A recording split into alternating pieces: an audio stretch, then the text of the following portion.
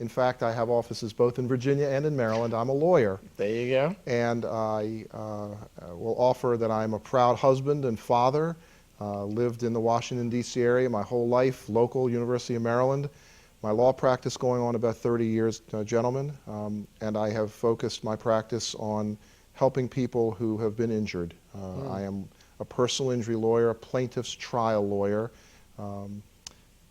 Someone gets hurt, I tell people that actually professionally I'm the last person in the world you want to meet, because that means you either got hurt or I'm suing you. And do you work on contingency or retainer, or how do you work it?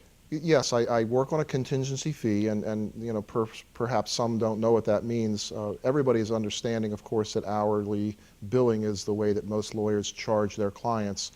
In the world in which I work every day, we have a contingent fee, so I take a percentage of the recovery that I get from my client from the at-fault party's insurance carrier.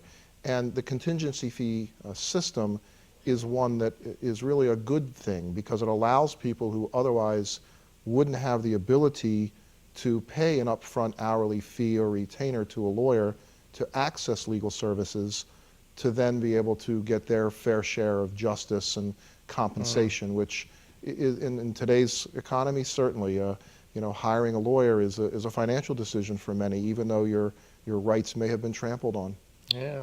Now, Paul, there's got to be some common problems that you see from your clients periodically that happen. What are some of those common problems they run into? Well, again, in where I sit, what I do is help people obtain compensation. If the typical client comes in, has been involved in a car accident, perhaps they were hit from behind when they're stopped at a red light. Yeah. The other person's insurance company has to pay for things like their medical bills and the time that they've missed from their job. And there's also an allowance in the law for compensation for disruption of life. It's more than just giving you the dollar to pay the doctor, or the dollar for the day you missed from work. There's disruption of life, and unfortunately, the system can only give you dollars for that, but you're entitled to it. So the pain you endure, the suffering, the inconvenience, the aggravation, the nervous, the upset. I mean, how many of us have been in an accident and are a little bit jittery to go back out on the roadway again because you're afraid you're going to get hit?